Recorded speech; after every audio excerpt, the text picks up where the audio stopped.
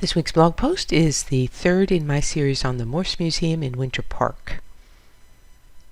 Who'd have expected that the world's best collection of stained glass by Louis Comfort Tiffany, 1848 to 1933, would be within an hour of Disney World? I first visited the Morse in March 2020. My blog post from that visit shows many of the Morse's artworks and offers more information about the founders and the collections. This post and last week's post include some recent acquisitions and a few works that I missed the first time. This is a recent acquisition. Thomas Sully, 1783 to 1872, completed more than 2,000 beautifully executed portraits over the course of his career. This one shows the 16-year-old sister of the founder of Tiffany & Company, Charles Louis Tiffany.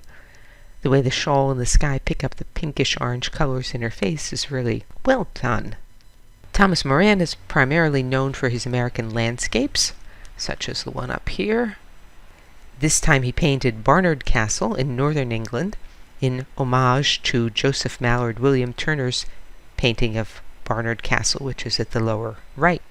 As you might expect from Moran's other works, his version of the castle is much more colorful.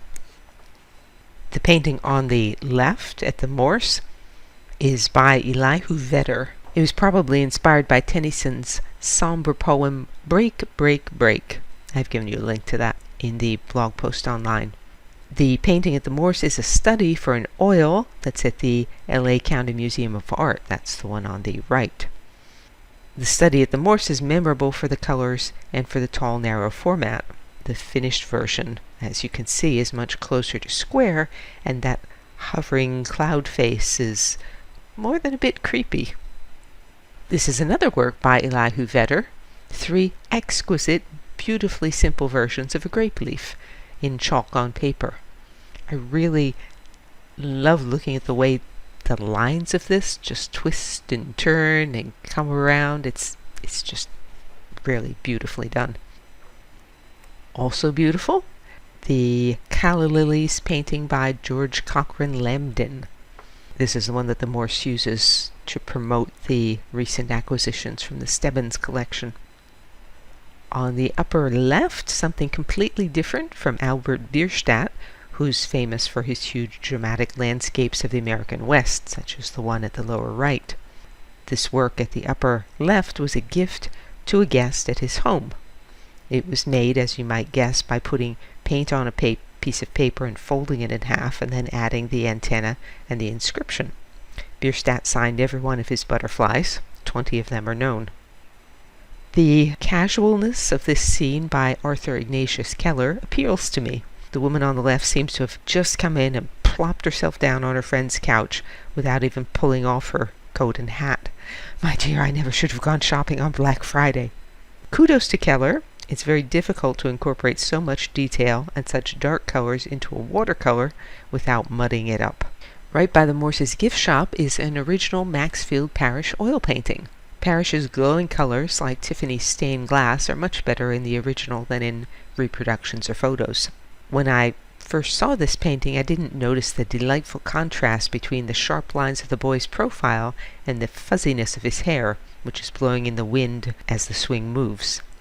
I am a really big fan of competence, so looking at the assurance of Parrish's lines is always a pleasure, and of course his sense of life is just charming. A couple pieces of sculpture at the Morse. I think of Thomas Ball's works as very stiff. I associate him with the Daniel Webster in Central Park, which certainly looks very, very stiff.